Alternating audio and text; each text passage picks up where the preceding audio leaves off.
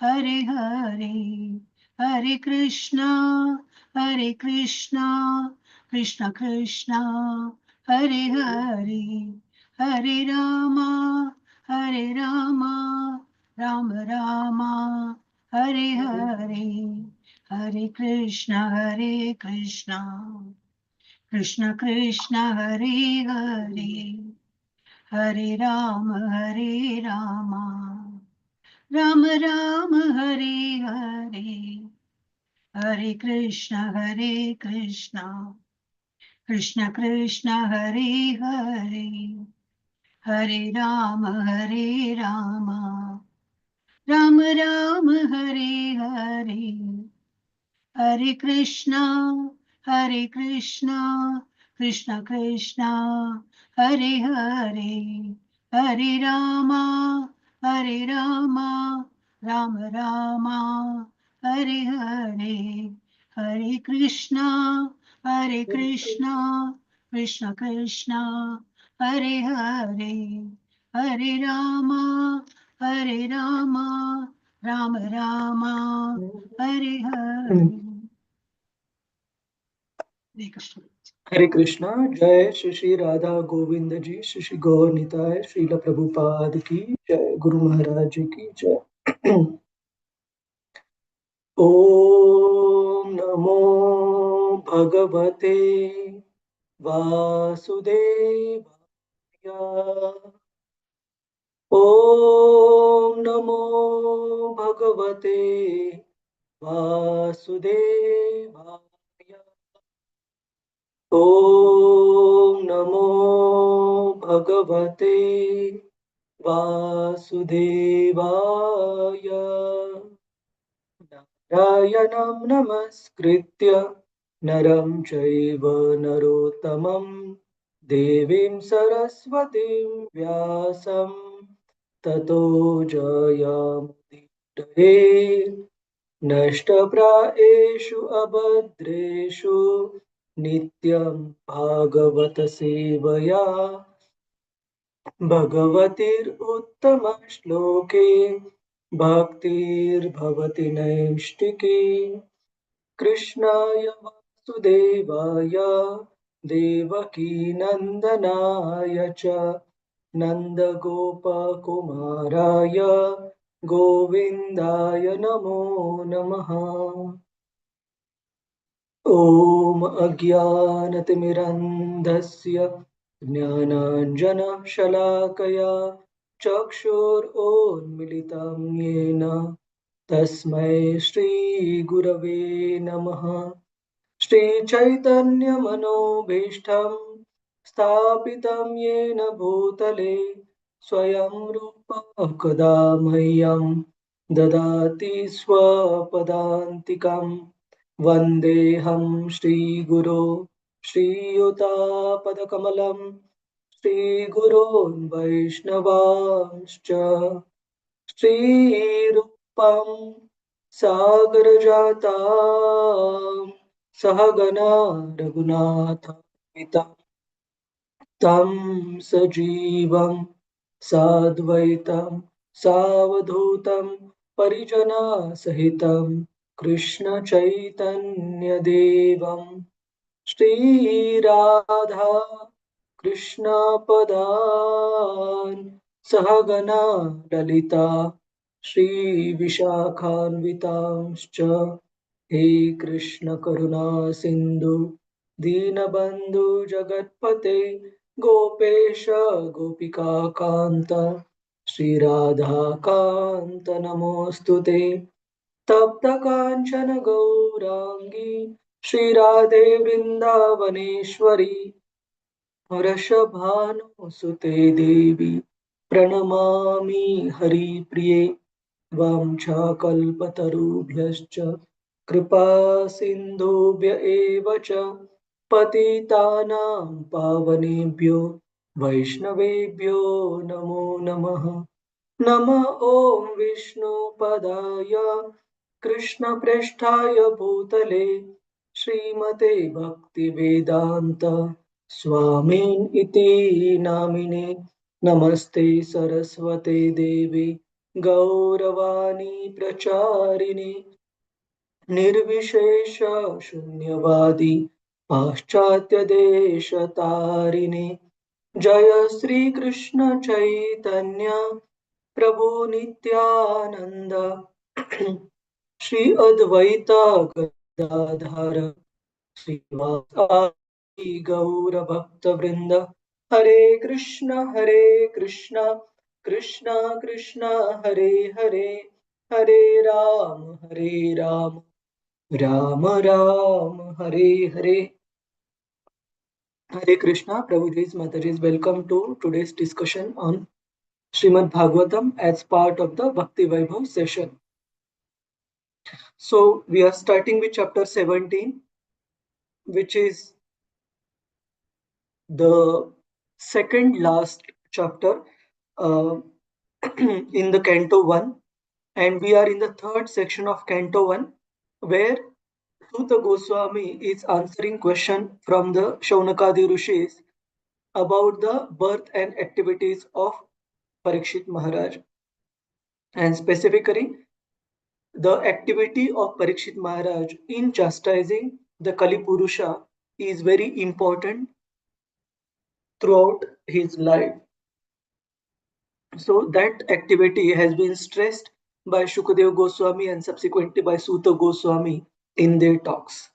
And within Maharaj Parikshit chastising the personality of Kali, we see the details being provided by Suta Goswami to the inquiry by the Shaunakadi Rishis about why specifically Maharaj Parikshit did not give Kali the capital punishment. Why didn't he kill him immediately upon seeing the offense that he was committing by hurting Dharma in the form of bull and Mother Earth in the form of the cow? And after this, only two chapters would remain where Maharaj Parikshit um, he going on a hunting expedition and subsequently being cursed by the immature son of the Brahmana, Shamika Rishi's son, uh, Shringi, will be described. And finally, the Srimad Bhagavatam Canto 1, it will conclude with appearance of Shukadev Goswami, and through Shukadev Goswami, appearance of Lord Krishna in the form of Srimad Bhagavatam, which was also the culmination of the answer to the sixth question by the sages of Naimisharanya, six earlier questions. How did Lord incarnate in this world? How did Lord appear in this world after his departure for the upliftment and welfare of people in general? So, this is where Srimad Bhagavatam Canto 1 will conclude.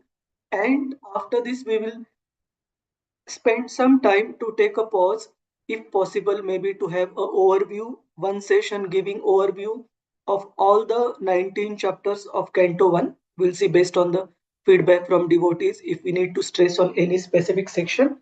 And then we will also discuss and prepare everyone for the open book presentations, not open book test, as well as presentations on different sections of Canto 1. So we'll publish those details on the group chat subsequently as we are approaching the end of Canto 1. So there will be some time between completing Canto 1, finishing all these pending items on Canto 1, including the presentations on various sections, open book test on Canto 1, before we move to second canto of Srimad Bhagavatam, which is again a very interesting set of topics that are awaiting us, but we will see at that particular point in time. So today's session will be uh, slightly shorter because I haven't had a time to prepare for the complete full length session. So we'll see the verses that I could go through and prepare. So we'll start with chapter summary. So in this chapter, there are three specific sections about one describing the quality of Maharaj Parikshit, when he observes the bull and the cow being mishandled, being unnecessarily hurt by Kalipurusha in a secluded place, and how Srila Prabhupada and all other acharyas they draw the imports of this particular incident based on the happenings in Kali Yuga. How what do the cow and the bull represent, and what does offense towards them represent as a practical resultant reaction for all of us. And then conversation that Maharaj Parikshit has first with Dharma in the form of the bull, and subsequently with Mother Earth in the form of the cow, and various inquiries that the king makes to both these personalities, and the answers given by Dharma and the Mother Earth. And third is how does Kalipurusha subsequently surrenders himself to Maharaj Parikshit, and Maharaj Parikshit grants him his life, does not kill him, and also very magnanimously he grants shelter to Kalipurusha in such a way that that spread of the influence of Kali would be checked in that particular manner by granting residence to Kalipurusha only in fixed designated places. So we'll start with Srila Prabhupada's uh, purport, one of his purports. Any devotee would like to read through Prabhuji's Mataji's Hare Krishna? Okay. Gita Pradeep Mataji, Hare Krishna. Hare Krishna Prabhuji, Dandavats. Dandos Mataji. Srila Prabhupada Vacha, feeling of separation from the Lord. In this age of Kali, there is no other way, no other way, no other way for spiritual perfection than the holy name, the holy name, the holy name of the Lord. Everyone should be given the chance to hear the holy names of the Supreme Personality of Godhead. For thus, one will gradually come to understand his real position in life and be elevated to the transcendental position above the mode of God goodness. Thus, all impediments to his progress will be cut to pieces. In conclusion, therefore, we must be satisfied in whatever position we have been put into by the Supreme Personality of Godhead, and we should try to engage ourselves in his devotional service. Then our lives will be successful. Srimad Bhagavatam 5.1.15, purport by Srila Prabhupada. Thank you. Thank you, Mother. Srila Prabhupada ki jai.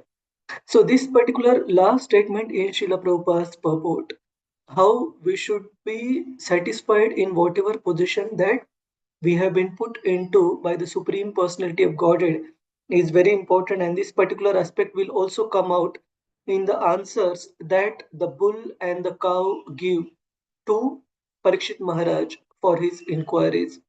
How, despite having the offender right in front of them, they don't blame Kalipurusha for their pitiable condition. So we will go through when the verses come. So let us start with the text. Hare Krishna, Gunavati Mataji, you want to recite? You had raised your hand. Right, Guruji. Okay. Yeah. Hare Krishna. Hare Krishna. Suta Uvacha. Suta Uvacha. Tatra Gomithunam Raja. Tatra Gomithunam Raja. Hanya Manam Anathavat. Manam Anathavat. Dandahastam cha Vrishalam. Dandahastam cha Vrishalam. Dadresha Nripalanchanam. Dadrishe Nupalanchanam. Translation. Yes, Prabhuji. Translation. Suta Goswami said, after reaching that place, Maharaj Parikshit observed that a lower caste Shudra, dressed like a king, was beating a cow and a bull with a club as if they had no owner. Purport? Should I read the purport, Prabhuji? Yes, yes. Yeah. Purport by His Divine Grace, A.C. Bhakti Vedanta Swami Prabhupada, Prabhupada Ki Jai. The principal sign of the age of Kali is that lower caste Shudras, that is, men without Brahmanical culture and spiritual initiation, will be dressed like administrators or king, and the principal business of such non Kshatriya rulers will be to kill the innocent animals, especially the cows and the bulls, who shall be unprotected by their masters, the bona fide Vaishyas, the mercantile community. In the Bhagavad Gita 18.44, it is said that the Vaishyas are meant to deal in agriculture, cow protection, and trade. In the age of Kali, the degraded Vaishyas, the mercantile men, are engaged in supplying cows to slaughterhouses. The Kshatriyas are meant to protect the citizens of the state, whereas the Vaishyas are meant to protect the cows and the bulls and utilize them to produce grains and milk. The cow is meant to deliver milk, and the bull is meant to produce grains. But in the age of Kali, the Shudra class of men are in the post of administrators, and the cows and bulls, or the mother and the father, unprotected by the Vaishyas, are subjected to the slaughterhouses organized by the Shudra administrators. Hare Krishna. Thank you, Mataji. So to start with, here the Brahmanas, Kshatriyas, Vaishyas, and the Shudras, they don't refer to their qualifications based on their births, but their qualifications based on their activities and their qualities, based like how the Bhagavad Gita mentions guna karma vibhagashaha. So as it will also, this particular point will also come in the subsequent verses when Parikshit Maharaj chastises Kali Purusha, who is dressed like a Kshatriya, who is dressed like a administrator, a king, but his activities are lower than that of a Shudra. So Parikshit Maharaj would chastise the Kali Purusha, and there also Prabhupada mentions this particular point, that how in Kali Yuga the actions and the specific work tasks that are performed by all these different classes of social orders, including the Brahmana, Kshatriya, Vaishya, and Shudra, will become topsy turvy.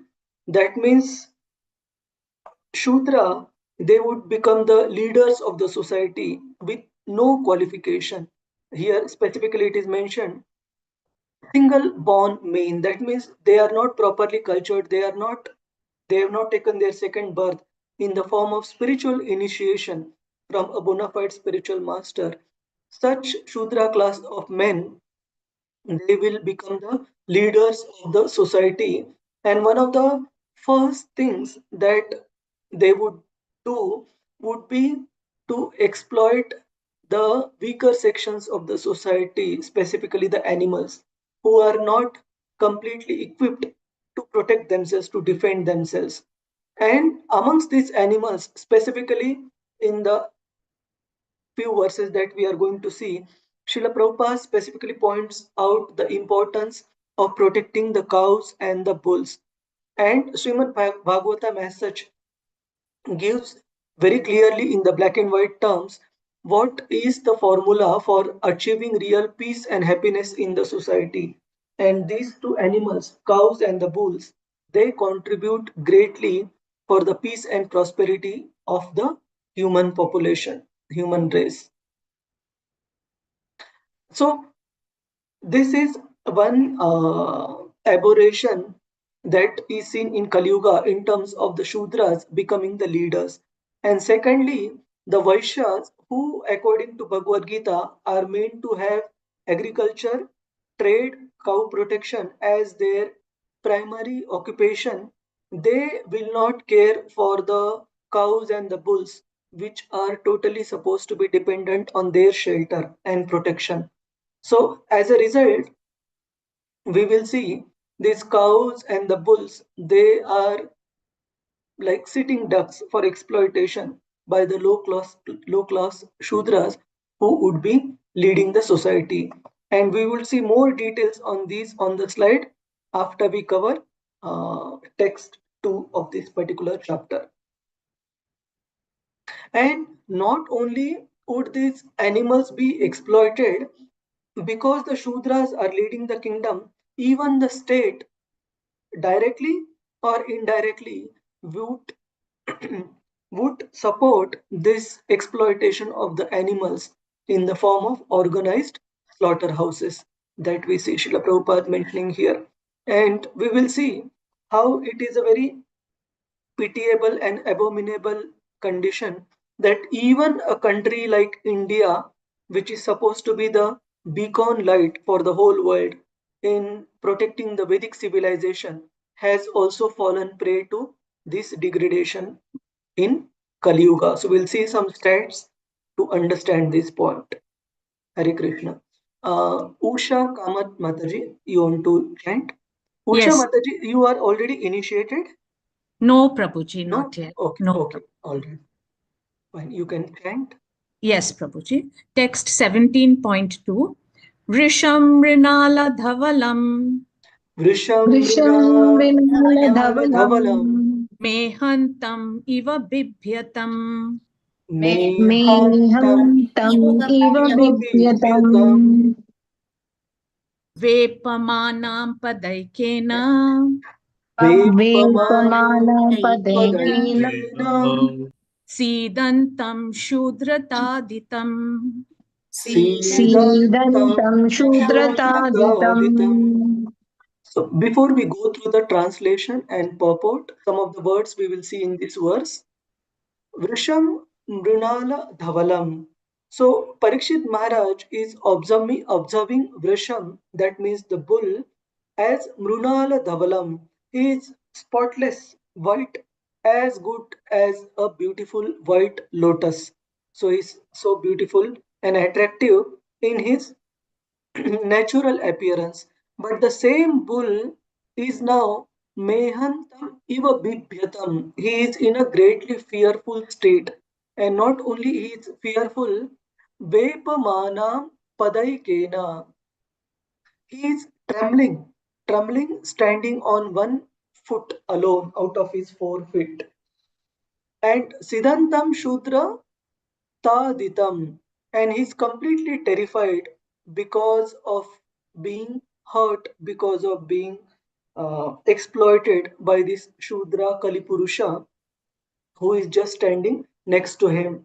And based on this, we also understand that how this Dharma as a bull, not only is he in a very fearful condition, trembling, but he is also not offering any protest. He is also not offering any resistance for the exploitation that is meted out to him by the Kalipurusha.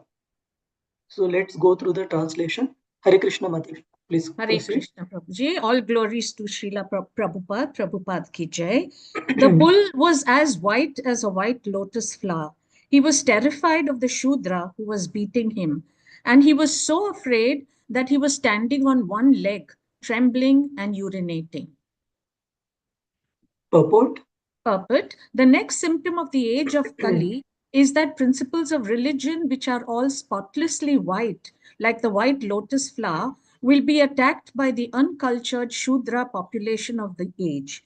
They may be descendants of Brahmana or Kshatriya forefathers, but in the age of Kali, for want of sufficient education and culture of Vedic wisdom, such a Shudra-like population will defy the principles of religion, and persons who are religiously endowed will be terrified by such men. They will declare themselves as adherents of no religious principles, and many isms and cults will spring up in Kali Yuga only to kill the spotless bull of religion.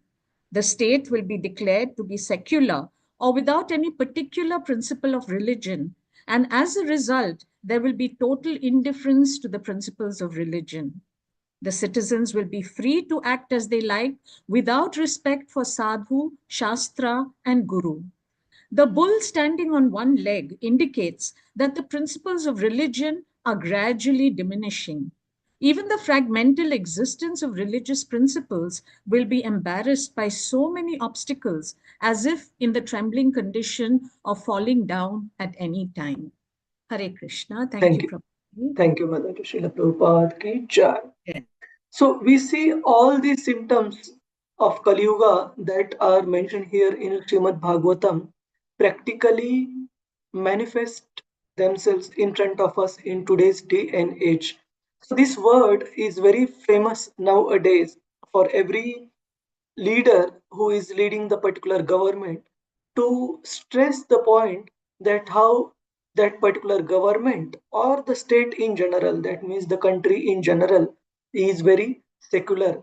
And initially I used to think that this word means that secular means being tolerant towards all the religions and being accommodative towards all the religions and faiths, but it is not like that. If we search the meaning of this word secular, it means which has nothing to do with any religious connection, which is not connected with any religion in any particular manner. So it is a so-called sugary nice word for being an atheist or not being connected to any dharma for that particular matter.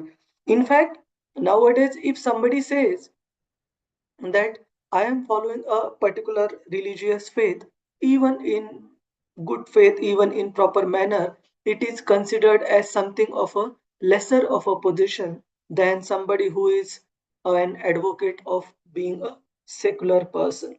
So this is also one of the degradation within this age where dharma will deplete to such an a level that the state leaders they will be in a very awkward position to to justify their faith in any specific religious or religion or faith, and the state would be called just as a secular, or in other words not connected in any shape or form with any religion as such. Also, the dharma is being referred to here as beautiful as a white lotus flower. That means the dharmic principles are as beautiful as the white lotus flower. But because of the onslaught of the Kali Yuga, one by one, all three legs of the dharma bull are already cut. And Bhagavatam mentions that even the fourth remaining leg, that is truthfulness, there also dharma, the bull, would be trembling. That means that pillar, fourth and remaining only pillar of the dharma, it is also tottering. It is not very stable and sturdy.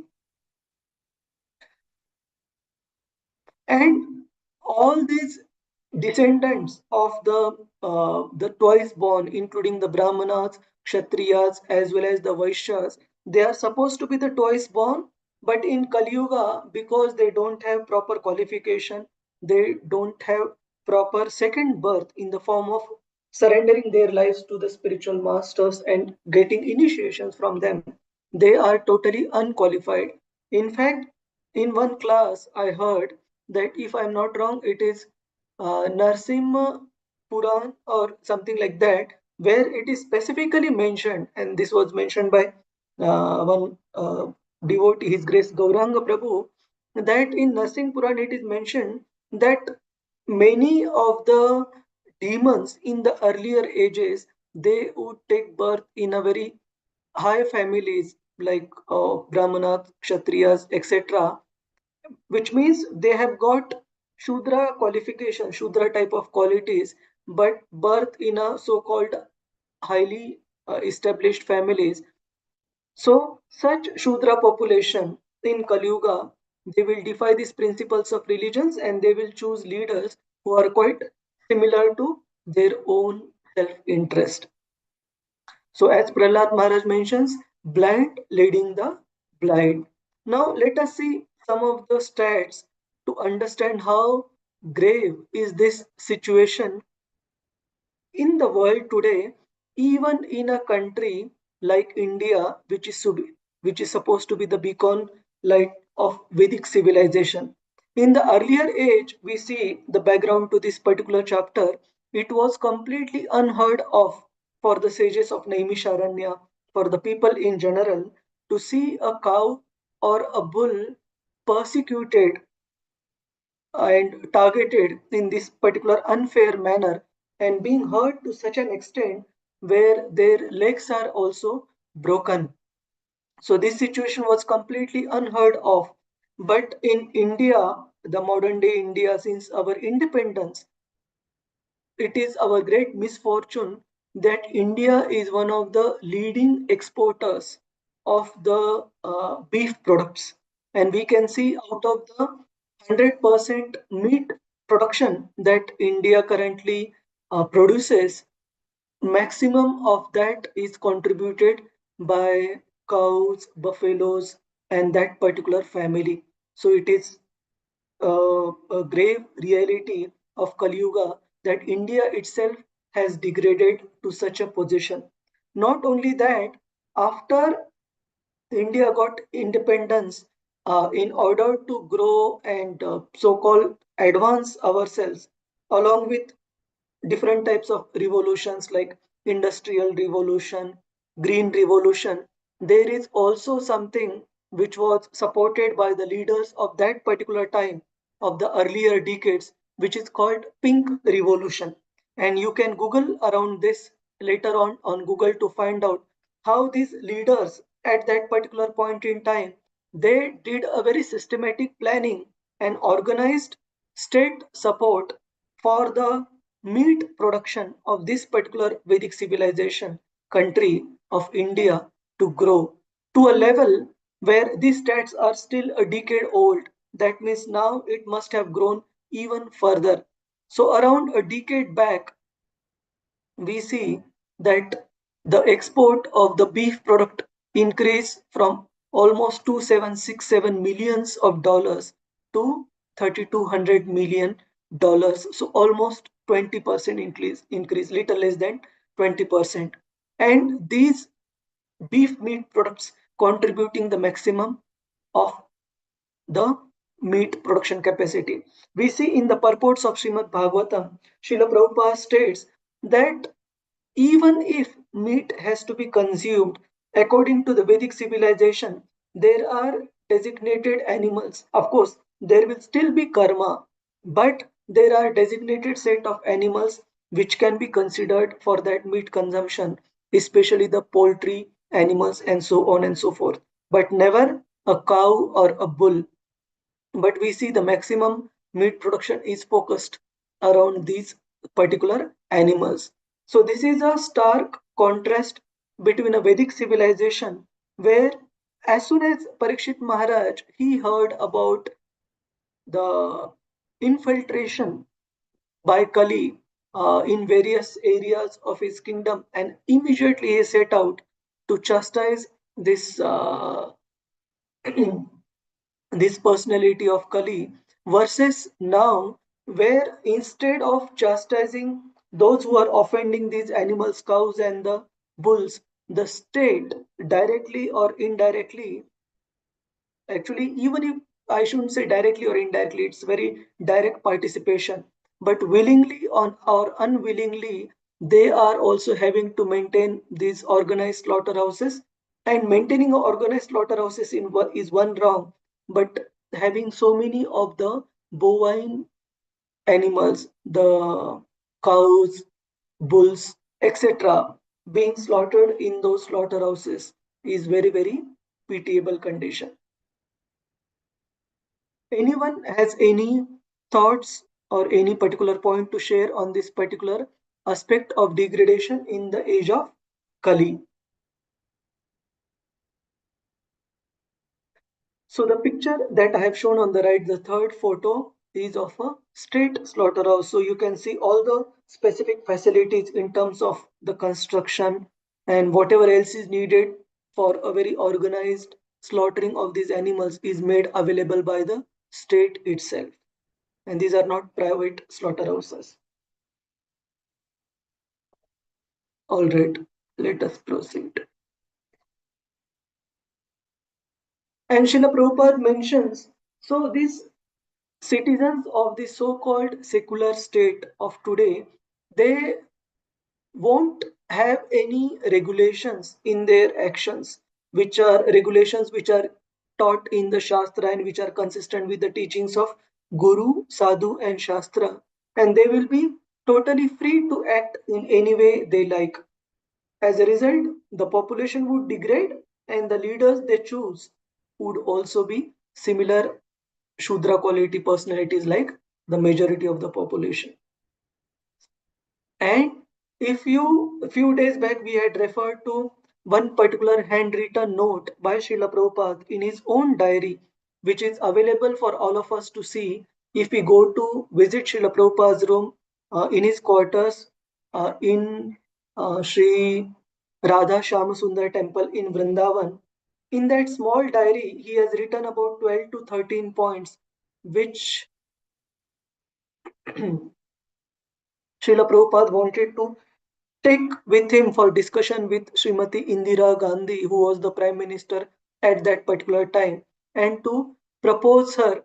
We will also see points around this, that how for the well-being of the state, the leader of the state should follow these conditions, including the qualifications of the MPs. Srila Prabhupada does mention in that particular note that only those personalities who are well qualified in the scriptures and minimum Brahmana initiated. By Brahmana initiated, again, we don't discriminate based on the birth of the person, but we see how in the International Society for Krishna Consciousness, based on the qualifications and the qualities that a person has achieved in terms of Shama, Dama, Tapa, Shaucha, Arjava, they are qualified for Brahmana initiation. So Srila Prabhupada specifically writes as part of the 13-14 points that all the MPs that are to enter into the parliament, they must have the Brahmana qualification. That means all these qualities suitably qualified and vetted through by experts. Then only they should be allowed to perform the role of a administrative leader. So we go back to the verses. Anyone has any questions, comments, Prabhuji? Jagadananda Prabhu, Ishwari Murari Priya Mataji, you have any question, comment, or Mataji you want to read through or recite? Read. Read through? Okay, okay, fine. All right. Yes, Mataji, you can recite text 3. Let's see. Gam cha dharma dugham dinam. Gam cha Dam cha dharma dugam dugam dinam. Vrisham shudra padahatam. Vrisham Vrisham Shudra Sudra Padahatam Padahatam. Vivatsamastru vadanam. Vivatsam Vivatsam Ashru Ashvadanam Vadanam. Shamam yavasam ichatim. Chamam Pyamam Vasam Vyavasam Ichchati. Ichatim. So after seeing the pitiable condition of the bull, miserable condition, Dikshit Maharaj is also observing the pitiable condition of the cow, and specifically he is glorifying, Bhagavatam is glorifying the cow as Gam cha dharma dugam dinam. That means the cow, which is the bestower of the dharma, which is the bestower of the religious principles, is also in a very dinam condition, in a very miserable condition. So let us go through the translation and purport. Translation by His Divine Grace Srila Prabhupada ki jai. Although the cow is beneficial because one can draw religious principles from her, she was now rendered poor and calfless. Her legs were being beaten by a Shudra. There were tears in her eyes, and she was distressed and weak. She was hankering after some grass in the field. Yes. Thank you, Mother. So before we go through the purport, can anyone answer or give a thought and answer why is cow being called as the bestower of the religious principles? From whom different religious principles can be drawn. What is the relation? Why would a cow be called as the bestower of the religious principles? Because all demigods and devatas reside in cows. Yes, because all the different devatas, they reside in cow. Anyone else? What else? One very practical aspect. Cow is treated as one of the mother. Mhm. It gives milk, Prabhuji. Yes, you're close. It gives milk. In what way is it connected to the religious principles? Sattvic food, Prabhuji. Yes, milk is a sattvic food. Bhagavad Gita, Srila Prabhupada mentions. Sacrifice, Prabhuji. It provides the basis Yes, for all the sacrifices. in the form of Urine In the and form of ghee. ghee. Yes, correct. So And ghee. cow is also a vegetarian. It eats only, follows the sattvic Oh, principle of eating only No, vegetarian. not anymore, yes. Mataji. Not Huh? anymore. Yeah, Not anymore. that is a manipulated diet, It's a manipulated Murli diet. Prabhu. Yeah, but Yes.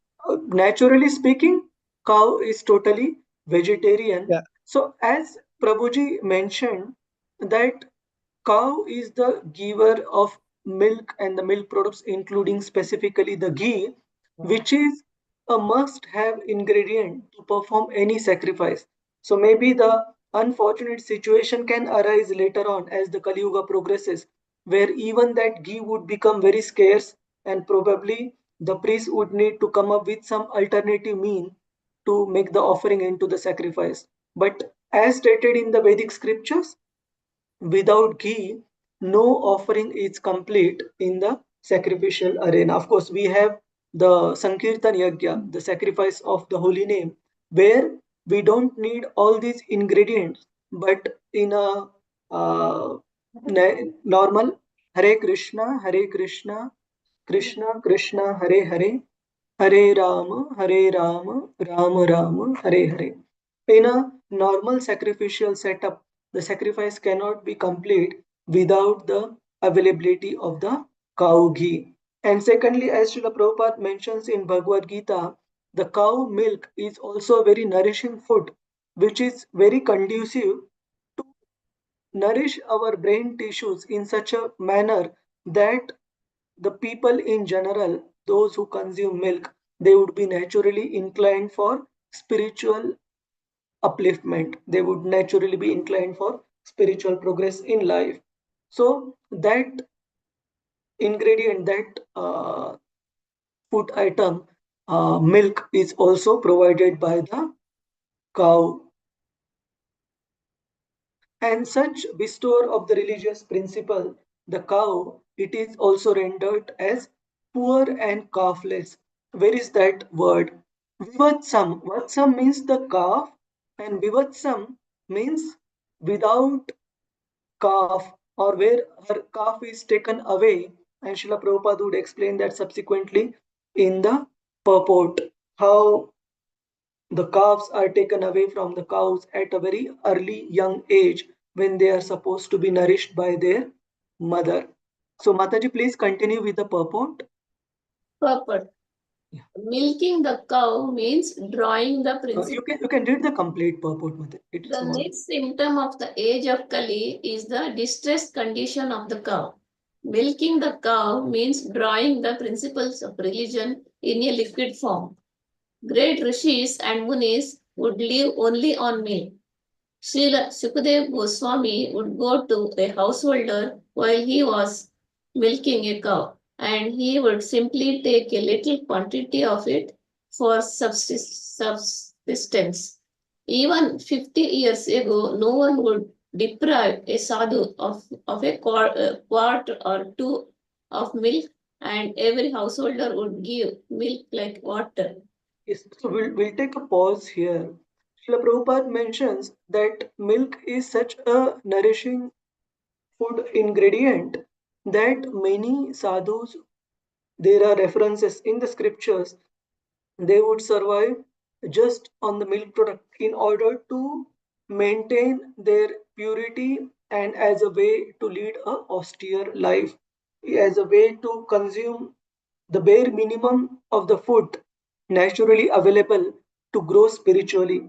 So we see as late as the 3 or 4 centuries before, say in the 16th century, when the students of Lord Chaitanya Mahaprabhu, the principal Goswamis of Vrindavan, they were residing, we specifically read about Srila Raghunath Das Goswami, one of the 6 Goswamis of Vrindavan. He used to just take half a cup of buttermilk in a leaf cup, and that was his diet for the whole day. So those references are available. Secondly, I also remember one particular incident, a real life incident I saw, where the pious people, they would offer milk for free. Now you might say that it is such a valuable commodity nowadays, who would offer the milk for free? But what we are looking for is the mood behind that offering. So when once we had gone to Dwaraka Yatra with a group of devotees from here, from Pune, and when my daughter was very young, she was a toddler, probably about 2.5 years old, or a little less than that, and where she had just begun to eat solid food. And one of the food items which wife used to give to the child was chapati mixed with milk. And when we were in Dwaraka, we went to a shop, a milk shop, and we got some milk from the shop owner. And when he saw that the milk has been specifically purchased for the baby, he refused to accept the money, saying that he would receive the blessings of the child if the child is satisfied, if the child's hunger is satisfied by the consumption of this milk. That means this particular scenario of pious people giving milk as a charity has been prevalent even now in certain sections of the society. And in the previous times, sadhus and other holy people, they were freely given this charity of this particular food ingredient. And we also see the description of Shukadev Goswami, where in the name of getting this charity from the householders, he would wait at a householder's doorstep only for the time that it would take to milk a cow. And that was just a, excuse me, that was just an external reason in order to enlighten that particular household in spiritual life. So Shukadev Goswami would utilize this particular opportunity to visit a household in the name of getting some milk as the charity, just in order to enlighten that particular householder. Please continue, Mataji, for a For a Sanatanist, a follower of Vedic principles, it is the duty of every householder to have cows and bulls as household paraphernalia, not only for drinking milk but also for deriving religious principles. The Sanatanist worships cow on religious principles and respects Brahmanas. The cow's milk is required for the sacrificial fire, and by performing sacrifices, the householder can be happy. The cow's calf not only is beautiful to look at, but also gives satisfaction to the cow. And so she delivers as much milk as possible. But in the Kali Yuga, the cows are separated from the cows as early as possible for purposes which may not be mentioned in these pages of Srimad Bhagavatam. The cow stands with tears in her eyes. The Shudra milkman draws milk from the cow artificially, and when there is no milk, the cow is sent to be slaughtered. These greatly sinful acts are responsible for all the troubles in present society. People do not know what they are doing in the name of economic development. The influence of Kali will keep them in the darkness of ignorance. Despite all endeavors for peace and prosperity, they must try to see the cows and the bulls happy in all respects. Foolish people do not know how one earns happiness by making the cows and bulls happy, but it is a fact by the law of nature.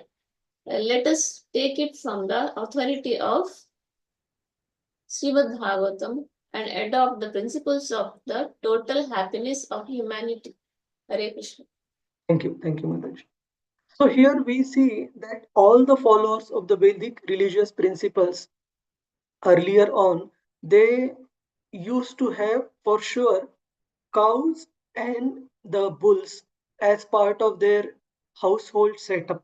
We also see now one of the great disciples of Srila Prabhupada who contributed greatly in a very intellectual manner.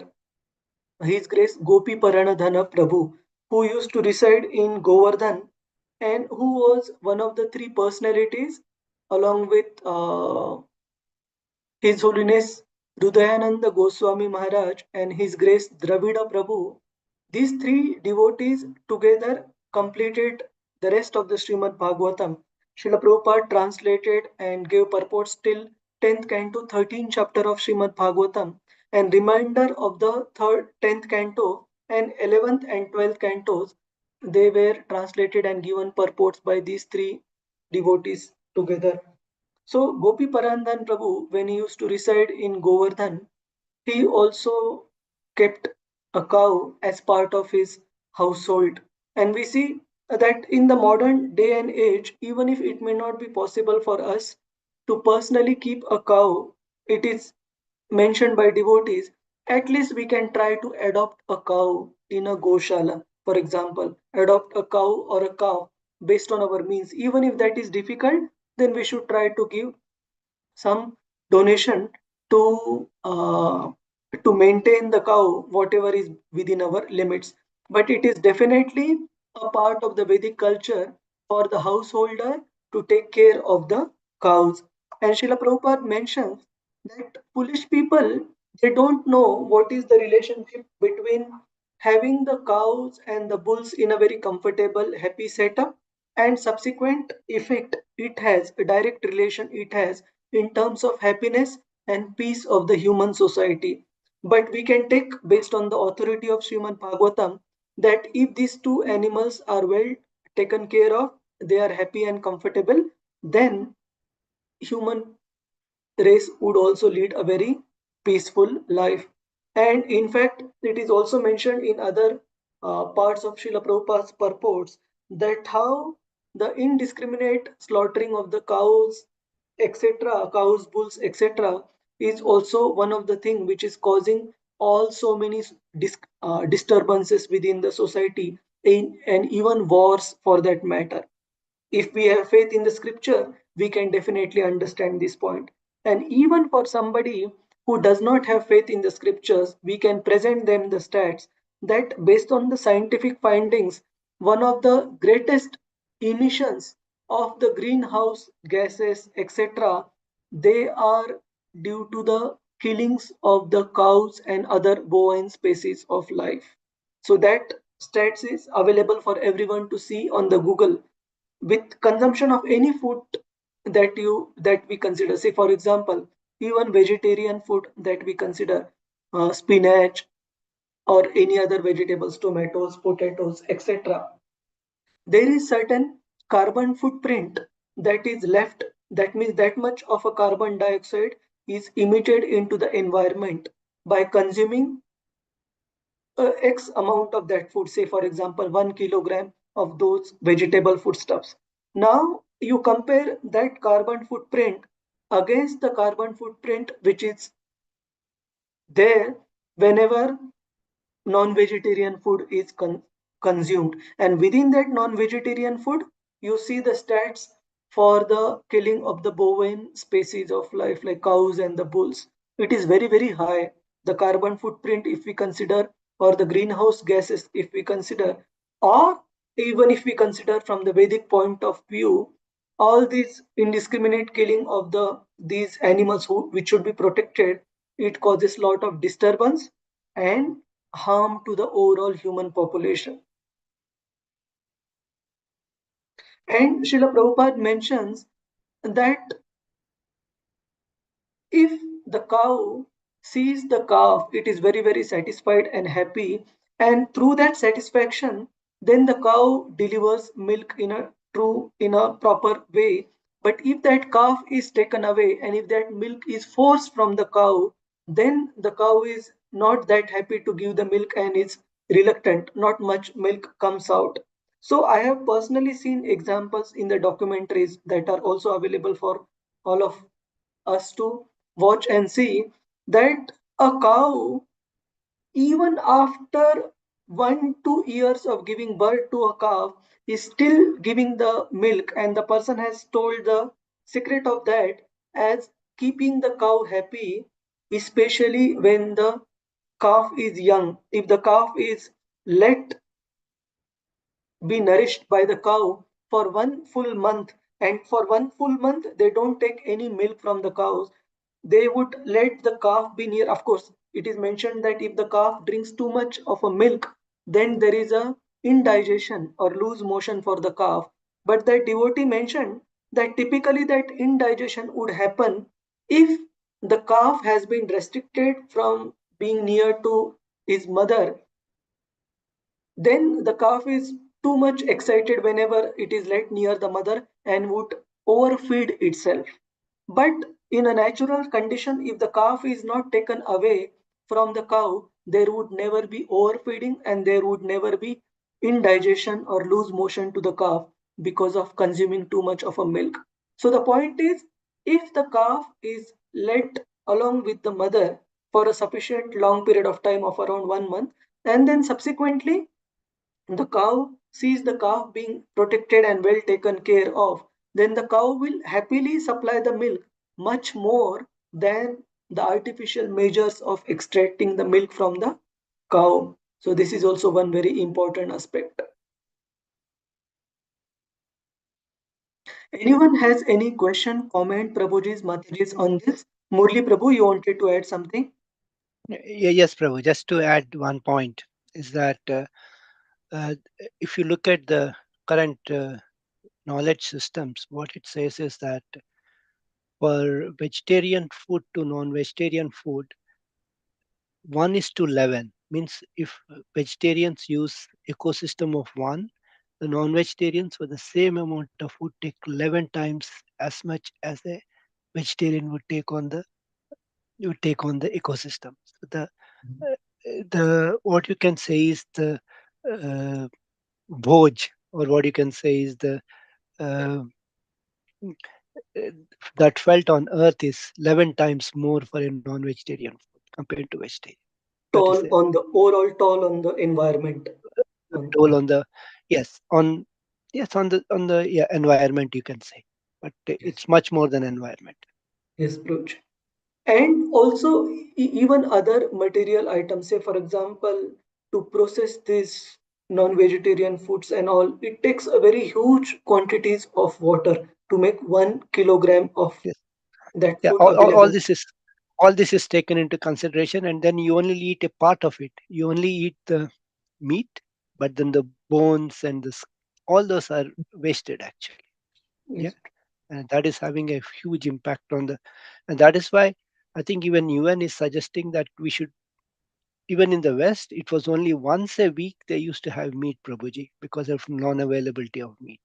Now with this current way, it is already said that because of that, the droughts and floods are happening, not yes. because of anything else.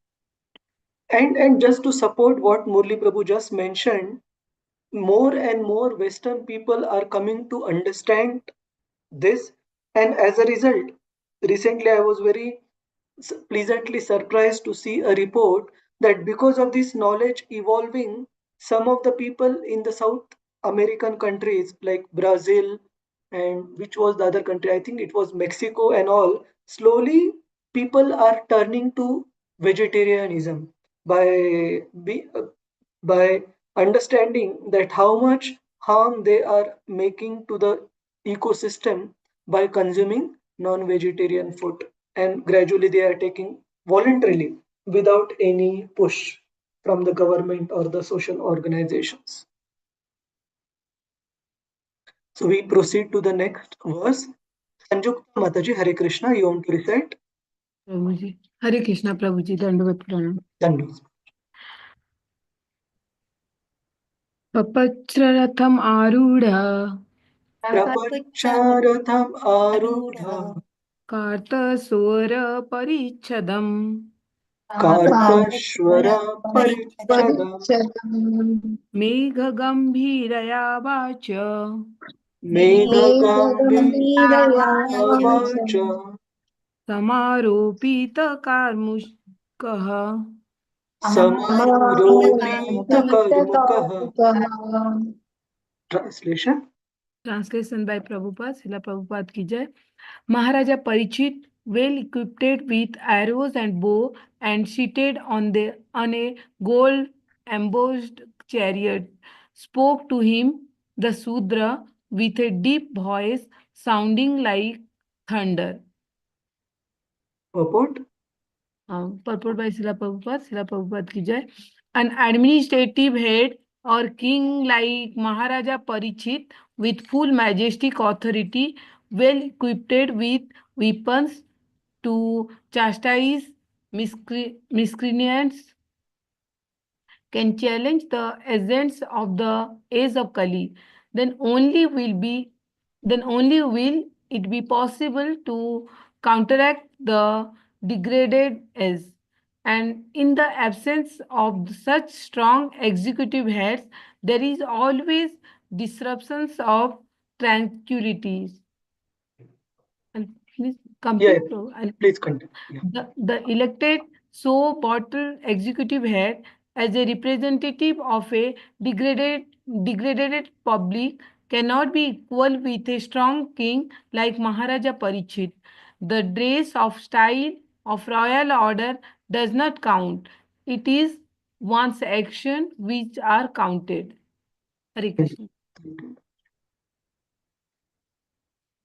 So when Maharaj Parikshit saw this low class Shudra person, Kali Purusha, dressed in the form of a king, he immediately became ready to chastise and sufficiently punish this wrongdoer. One second. Yes, Shama Gopika Mataji, please continue. Hare Krishna, Prabhuji. Hare Krishna. So the next verse, right? Yes, Mataji. Kastvam macharane loke. Kastvam macharane loke. Baladham siya abalan bali. Baladhamsi abalan bali. Naradevosi vishveshena. Naradevosi vishena. Natavat karmana dvijaha. Natavat karmana dvijaha. Who are you? You appear to be strong, and yet you dare kill, within my protection, those who are helpless. By your dress, you pose yourself to be a godly man, king, but by your deeds, you are opposing the principles of twice born Kshatriyas. Purport? Purport. The Brahmanas, Kshatriyas, and Vaishyas are called twice born because for these higher classes of men, there is one birth by parental conjugation and there is another birth of cultural rejuvenation by spiritual initiation from the bona fide Acharya or spiritual master. So a Kshatriya is also twice born like a Brahmana, and his duty is to give protection to the helpless. The Kshatriya king is considered to be the representative of God to give protection to the helpless and chastise the miscreants. Whenever there are anomalies in this routine work by the administrators, there is an incarnation of the Lord to re-establish the principles of a godly kingdom. In the age of Kali, the poor helpless animals, especially the cows, which are meant to receive all sorts of protection from the administrative heads, are killed without restriction. Thus, the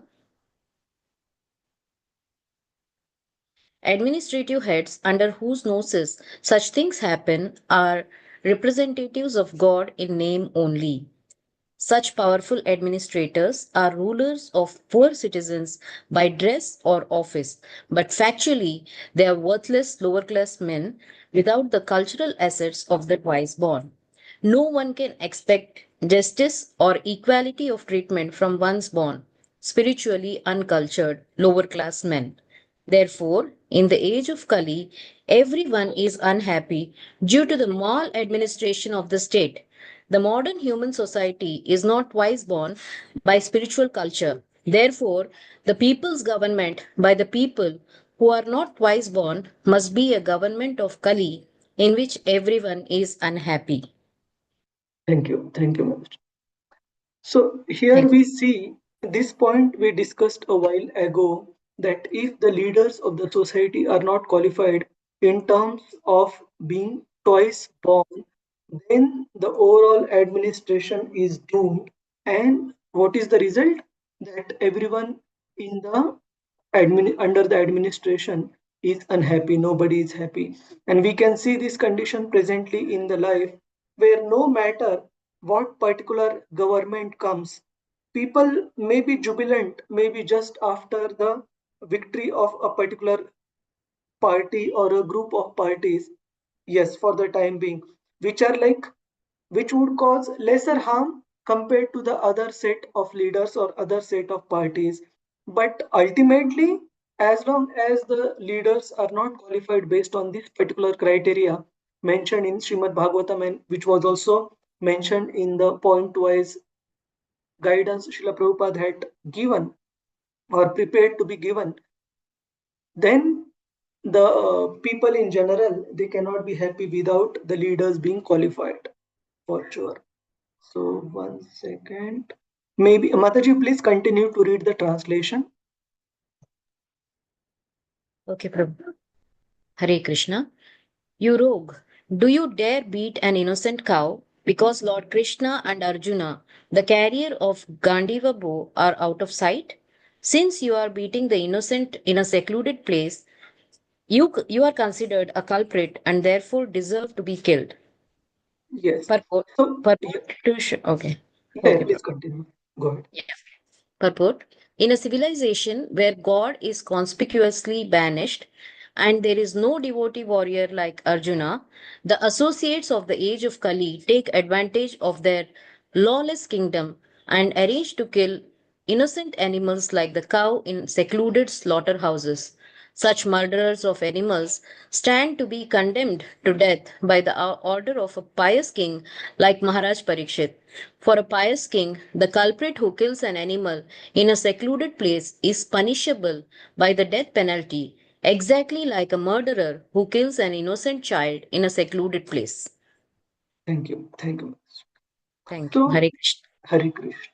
So here specifically Maharaj Parikshit is invoking the the great lineage and authority of personality, the supreme personality Lord Krishna, and his own grandfather Arjuna, to say that because they are now not present, physically present, they are out of sight.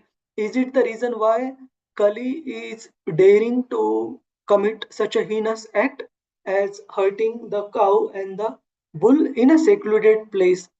And Srila Prabhupada concludes the purport by saying that the offense of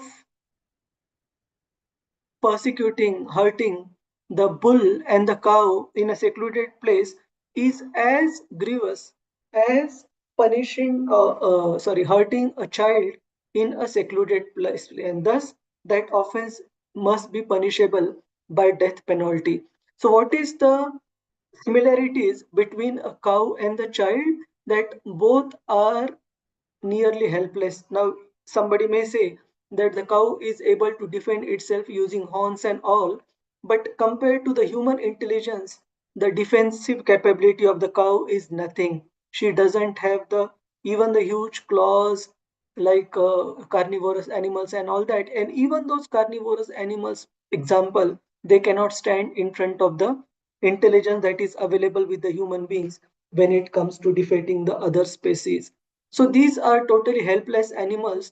And when these helpless entities like a child, for example, or a cow, they are captured and they are persecuted in a secluded place. Secluded place means already the child is defenseless, and when it is taken to a secluded place, that means there is not even a chance of anybody else coming to help that particular entity, to help child or the cow. So when such animals are being taken to a facility in a secluded place where others who are willing to protect are not able to protect, then that offense is all the more grievous. And as a result, Parikshit Maharaj concludes that Kali Purusha must be punished with capital punishment. He is ought to be killed. Now, same was the question of the sages of Naimisharanya. Why did Parikshit Maharaj not kill Kali Purusha and simply chastise him? We will see the reason in the coming verses. So just give me 1 minute. Oops. Sorry, this particular slide is yet to be updated. So we simply refer to the part.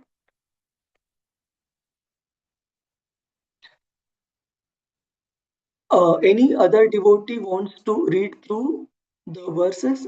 Lalita Vinodini Mataji, Hare Krishna. Krishna Prabhuji. Om Bhagavate Vasudevaya. Tvam va mrinala dhavala. Tvam va mrunala dhavala. Padarnyurna padacharan. Padarnyuna padacharan. Sharupena kim kaschit. Vishrupena kim kaschit. Devo na parikhedayan. Devo na parikhedayan. Shall I continue, Prabhuji? Yes, yes. Translation is given Grace Srila Prabhupada, Srila Prabhupada ki jai. Then he, Maharaja Parikshit, asked the bull, "Oh, who are you? Are you a bull as white as a white lotus, or are you a demigod? You have lost 3 of your legs and are moving on only one. Are you some demigod causing us grief in the form of a bull?" Shall I continue, Prabhupada? Yes. Purport by His Divine Grace Srila Prabhupada ki jai. At least up to the time of Maharaja Parikshit, no one could imagine the wretched conditions of the cow and the bull. Maharaja Parikshit therefore was astonished to see such a horrible scene. He inquired whether the bull was not a demigod, assuming such a wretched condition to indicate the future of the cow and the bull. Thank you. Thank you, Manoj. So here, Parikshit Maharaj is not able to assimilate and understand whether whatever sight he is seeing in front of him through his yogic vision, is it really true, or is it some type of some display of a specific wretched condition by a devata just to indicate the future for future of the mankind. So Parikshit Maharaj is inquiring the bull that are you really a bull, and are you really in this piteous condition that I am able to see, or are you some great devata manifesting this form just to teach us something, or show us what the future is going to behold. So Parikshit Maharaj is inquiring from the bull. And this particular word we had also seen few verses back where dharma was specifically mentioned as a white lotus flower. That means the dharmic principles are as beautiful as a lotus flower and as spotless like a spotless white lotus flower. Please continue, Mataji, the translation. Yes, Prabhuji.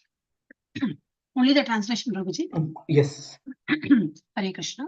Translation by Divine Srila Prabhupada ki jai. Now, for the first time in the kingdom, well protected by the arms of the kings of Kuru dynasty, I see you grieving with tears in your eyes. Up till now, no one on earth has ever shed tears because of royal negligence. Purport by Divine Srila Prabhupada ki jai. The protection of the lives of both the human beings and the animals is the first and foremost duty of the government. A government must not discriminate in such principles. It is simply horrible for a pure-hearted soul to see organized animal killing by the state in this age of Kali. Maharaja Parikshit was lamenting for the tears in the eyes of the bull, and he was astonished to see such an unprecedented thing in his good kingdom. Men and animals were equally protected as far as life was concerned. This is the way in God's kingdom. Hare Thank Krishna. you. Thank you. So few verses back, we see Parikshit Maharaj invoking the name of Lord Krishna, and also in the description of the administration by Maharaj Parikshit, Maharaj Yudhishthir, Parikshit's grandfather, it was mentioned that he used to conduct the kingdom based on the teachings of Lord Krishna and earlier teachings given by his great grandfather Bhishmadev. Bhishmoktam Achu Toktam. That so Parikshit Maharaj was trained by his grandfathers, the Pandavas, in the same manner to rule the kingdom based on the teachings of the Lord and earlier teachings what they had gained from Lord Krishna and Bhishmadev. So it was totally unheard of either for people in general, like the sages of Naimisharanya we see. They are very much astonished to see the cow and the bull being treated in that manner, and also for Maharaj Parikshit himself, that he has never ever observed such a sight on earth throughout his life. But we see that nowadays for people in general, as the previous verses denote, that it is quite normal and convenient to be indifferent to the sufferings of these animals in the form of the state organized slaughterhouses, etc. So at that particular point in time, even to see one such sight was a very astonishing thing, was a very surprising factor. But in the modern day and age, neither the leaders nor the people in general, they have any difference in their life seeing this exploitation of the animals.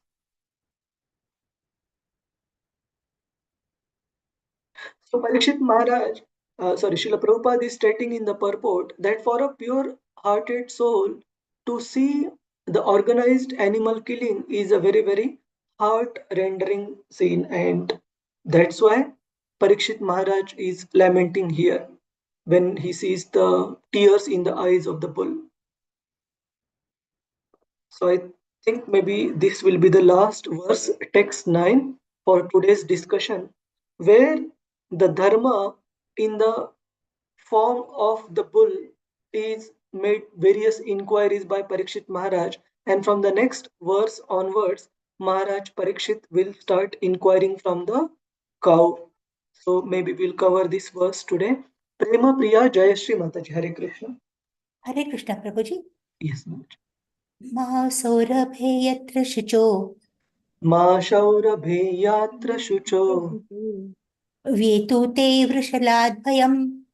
Vetute vrishaladbhayam. Marodir ambabhadram te.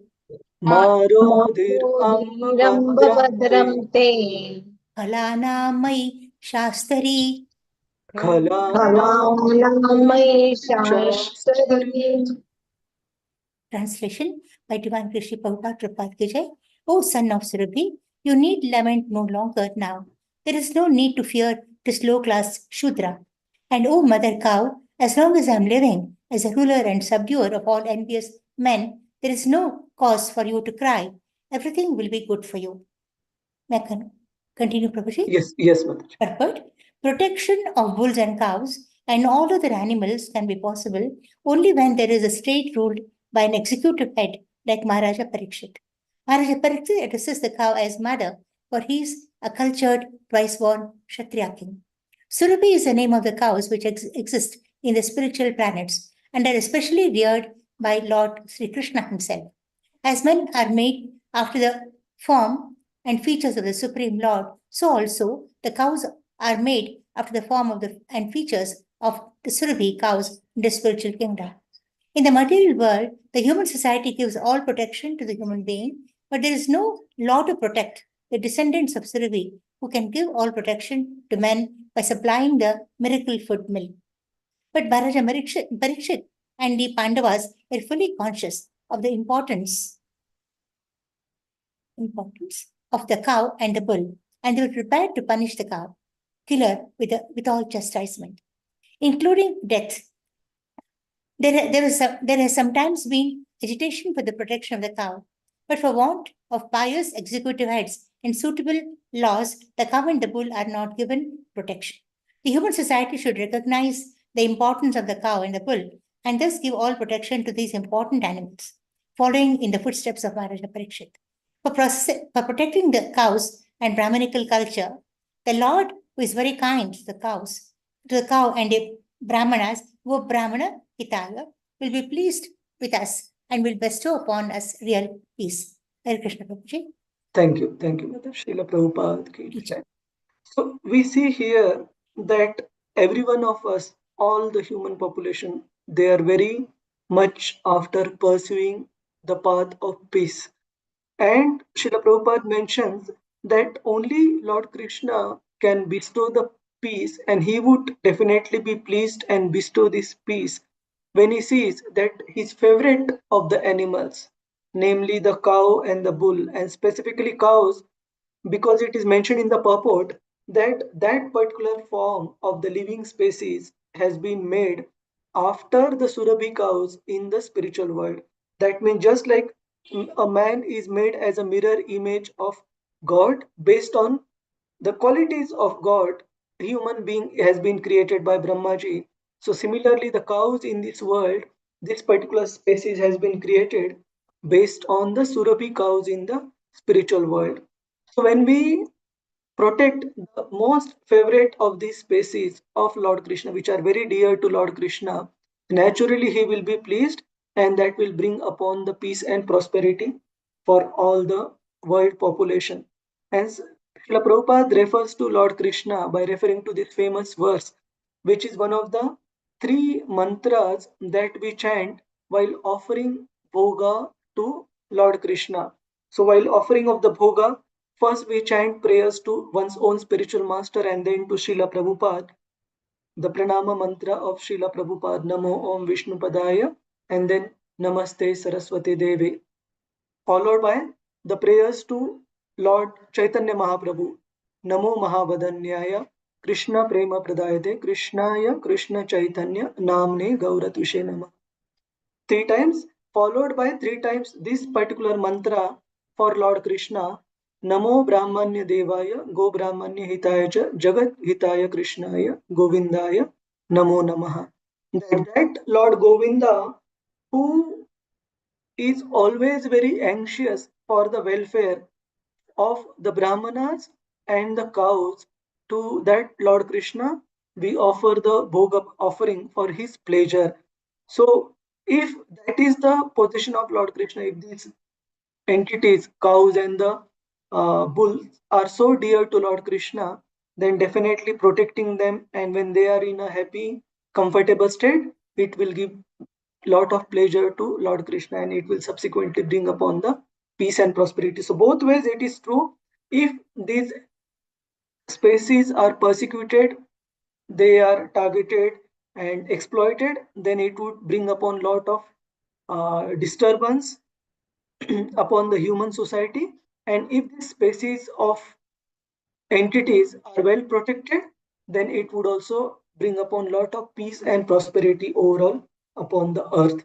So next time when we connect, we will discuss about the inquiries by Maharaj Parikshit to Mother Earth, and very important part of this particular chapter, the response of the bull and Mother Earth to Maharaj Parikshit's inquiries, how they refuse to put the blame upon the Kali Purusha who was present right before their eyes and before Maharaj Parikshit's eyes, exploiting them. So we will see how does one consider the difficult situations in one's life based on the response of Mother Earth and the Dharma. So if there are any questions, comments, we can take them, Prabhuji's, Mataji's, before resuming the unit test. Vani Kumari Mataji, you wanted to ask or share something? You have raised your hand. No, Prabhuji. Oh, you I wanted want, to recite. I want to Recite. say Okay. that. So next time when we start, I will ask you, Mataji. Okay? Okay. Okay. All right. Is there any question, comment? Let me stop the recording. 1 second.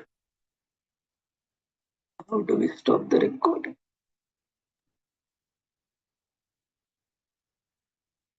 Rasarangini Mataji or Lalita Vinodini Mataji, can someone guide me? Yeah, I'll do that, Prabhuji. The 3 dots below, you can click on that and you can. The down you click on Prabhu.